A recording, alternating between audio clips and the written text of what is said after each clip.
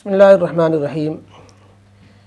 یہ بھائی محمد فرحان ہے، یہ لکھتے ہیں السلام علیکم مفتی صاحب، پارٹنرشپ کے بزنس میں کیا کیا شرط پہلے طے کریں؟ مثلا پیسے آدھے آدھے یا محنت آدھی آدھی، یا نقصان ہوا تو اس کا پیسہ کون دے گا؟ جس نے پیسہ لگایا ہے یا جس نے محنت کری ہے؟ کوئی شخص 1,00,000 روپے ادھار لے اور یہ کہے کہ بزنس میں لگا کے ہر مہینے 4,000 پروفٹ دیں گے اور 1,00,000 پورے واپس کریں گے، کیا ایسی شرط صحیح ہے؟ برائے مہربانی پارٹنرشپ کے بزنس پہ معاملات پر مکمل ویڈیو بنا دیتا تو اچھا ہوگا، جس میں سارے شرائط آ جائیں۔ اچھا مشورہ ہے۔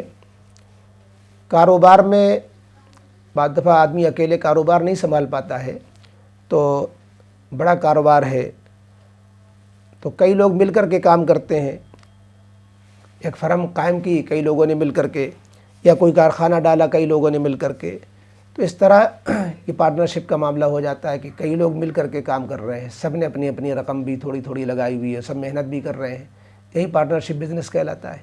بعض دفعہ ایسا بھی ہوتا ہے کہ ایک شخص کے پاس پیسہ تو خوب ہے لیکن اس کے پاس ہنر نہیں، تجارت نہیں، کوئی دکان نہیں۔ دوسرا شخص ہے جس کے پاس ہنر ہے، تجارت ہے، کوئی دکان ہے، لیکن اس کے پاس بیچارے پاس پیسہ نہیں۔ تو اب دونوں چاہتے ہیں کہ ہمارا پیسہ جو ہے بڑھے، کاروبار میں لگے، اور کاروبار والا چاہتا ہے ہمیں پیسہ ہاتھ میں آئے تو ہم کچھ کاروبار کریں۔ تو ایک کا پیسہ ایک کی محنت، یہ بھی ایک شکل ہوتی ہے۔ تو بہرحال یہ جو پارٹنرشپ کی جو آپ نے شکلیں پوچھی ہیں، تو بنیادی طور پر پارٹنرشپ کی 2 صورتیں زیادہ تر پائی جاتی ہیں۔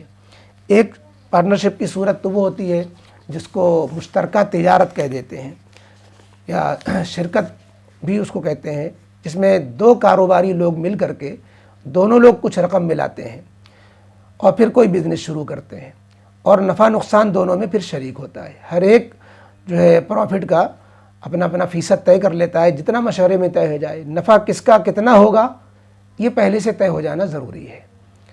ضروری نہیں ہے کہ آدھا ہی آدھا نفع ہو، اب ایک کا 25% ہوگا، دوسرے کا 75% ہوگا، اور یہ بھی نہیں ہے کہ جس نے پیسہ زیادہ لگایا اس کا ہی نفع زیادہ رکھا جائے، اس لیے کہ بعض دفعہ ایک کا تجربہ ہوتا ہے اور ایک کا جو ہے بالکل خالی ذہن ہوتا ہے، یا اس کا کوئی تجربہ نہیں ہوتا، کم عقل ہوتا ہے، یا اس کی محنت کم ہوتی ہے۔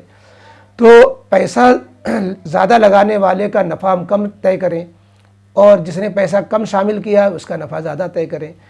تو یہ بھی آپس میں اگر اس طرح طے ہو جاتا ہے تو یہ بھی شکل درست ہے۔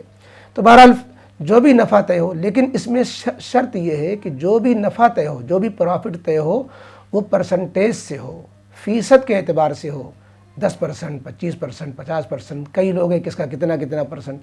اس میں کسی کا نفع ایک اماؤنٹ کے اعتبار سے فکس نہیں ہونا چاہیے کہ ہم جو ہے فلانا پارٹنر جو ہے وہ مہینے میں 4,000 روپے لے گا، اب چاہے بزنس میں لاس ہو چاہے اس میں پروفٹ ہو، ہمیں سے مطلب نہیں ہے۔ اس طرح متعینہ رقم طے کر لینا یہ ناجائز ہے۔ یہ ہو سکتا ہے کہ بہت نفع ہو اور جس نے 4,000 طے کیا اس کو تھوڑا مل رہا ہے، یا بعد ہو سکتا ہے کہ 4,000 نفع ہو، دوسرے کو کچھ بھی نفع نہ ملے۔ اس لیے شریعت یہ کہتی ہے شرکت نہ ہوئی، بلکہ یہ تو ایک قسم کا سود کمانا ہو گیا، پیسے لگا کر کے سود آپ حاصل کر رہے ہیں۔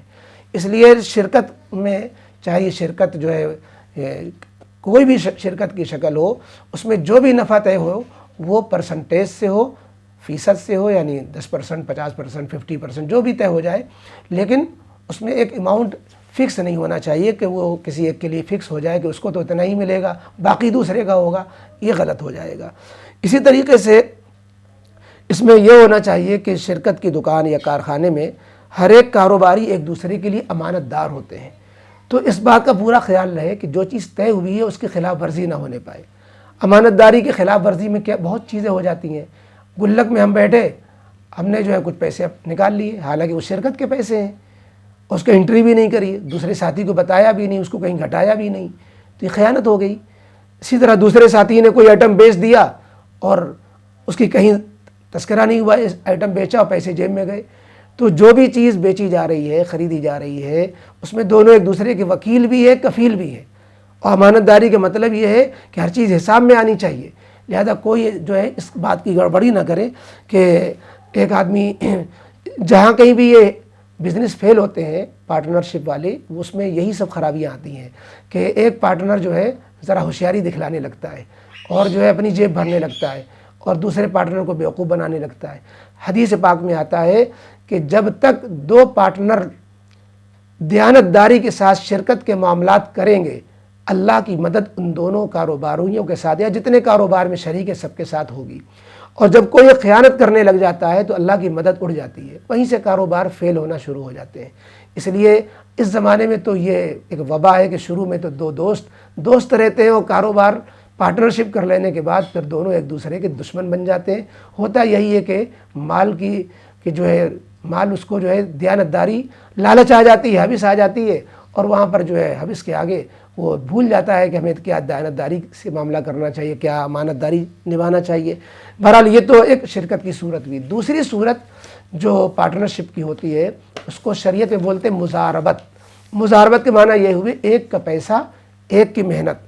آپ نے سوال میں جو چیز اٹھائی ہے اس میں یہ کہ ایک کا پیسہ ہے ایک کی محنت۔ ایک تو یہ ہے کہ دونوں کا پیسہ ہے دونوں کی محنت ہے، یا دونوں کا پیسہ ہے دونوں کی محنت نہیں ہے، ایک کی محنت ہے لیکن پیسہ دونوں کا ہے، تو یہ شرکت کی شکل ہے جو ہم نے آپ سے عرض کر دی، جس میں جو چاہے نفع طے کر لیں، اور نفع طے کرنے میں بس یہ کہ پرسنٹیج طے کریں، اور نقصان بھی اسی اعتبار سے ہوگا۔ جب نقصان ہوگا شرکت میں تو جس کی جتنی رقم ہے اسی فیصد کے اعتبار سے نقصان ہوگا۔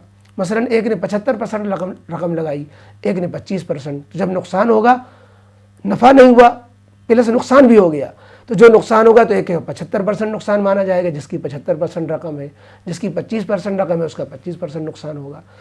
اب ہم جو دوسری شکل بتلا رہے ہیں مزاربت کی، ایک کا پیسہ بالکل نہیں لگ رہا ہے، صرف محنت کر رہا ہے وہ، اور دوسرے کا پورا پیسہ لگ رہا ہے، جس کا پیسہ ہے اس کی محنت نہیں، جس کی محنت ہے اس کا پیسہ نہیں۔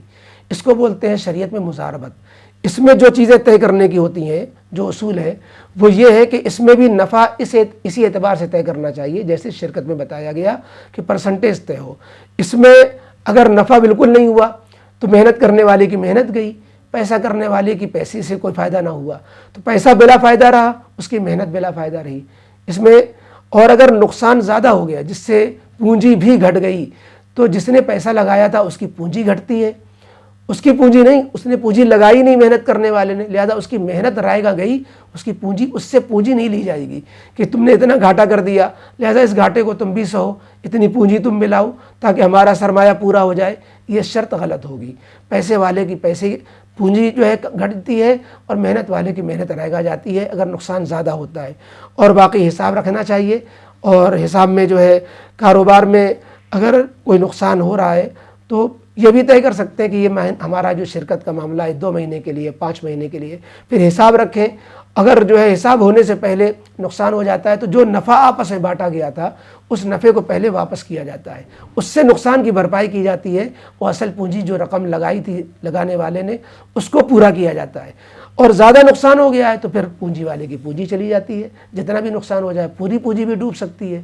تو اس لیے جو ہے حساب کتاب بھی رکھیں اور ایک دوسرے سے، اور حدیث پاک میں جو حکم بیان کیا گیا ہے تعاملوا کالاجانب وتعاشروا کالاخوان، معاملہ تو کرو تم 2 اجنبیوں کی طرح، دونوں بھائی ہو پھر بھی معاملہ ایسا کرو جیسے ایک اجنبی دوسرے سے ڈر ڈر کے معاملہ کرتا ہے، حساب پورا رکھتا ہے، اور جو ہے معاملہ ایسے کرتا ہے کہ بھروسہ نہیں کرتا ہے بلکہ لکھا پڑھی پوری رکھتا ہے۔